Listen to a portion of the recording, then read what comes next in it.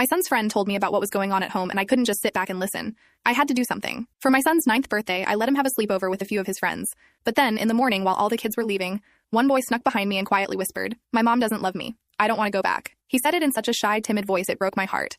And when I asked why he thinks that, I saw his lip quiver. He asked if he could hold my hand because he finds it easier to speak that way. And when I gave him it, he just squeezed it tight. My mom has always left me. I would always wake up excited to see her because she promised me she would be in her bed this time and we could play games in the morning, but then she would be gone. Why is my mommy always gone? My heart broke even further, and I just bent down to give him one of my mom hugs. The poor kid couldn't hold it in, and he just started sobbing on my shoulder.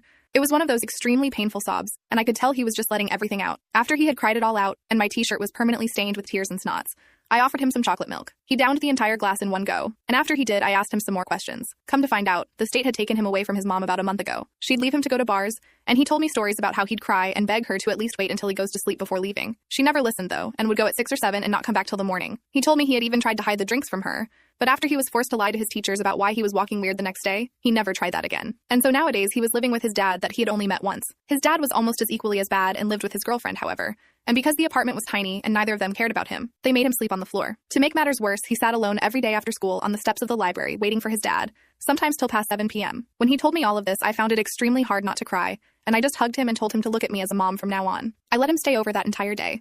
I cooked him food, took him clothes shopping, bought him a blow-up mattress and some blankets, and his dad never even called once. From that day on, I'd take him in after school every day, and I always made sure that he never went back to that apartment without dinner. Less than a year later, his father asked me if I could take him for a while, because he had broken up with his girlfriend and was going to stay at a shelter. I officially became that adopted mom within a few years, and I couldn't be more proud of him. He made it through high school at an honors level and went to college on full scholarship. But even better than that, he is an awesome person. Funny, smart, kind, and loving.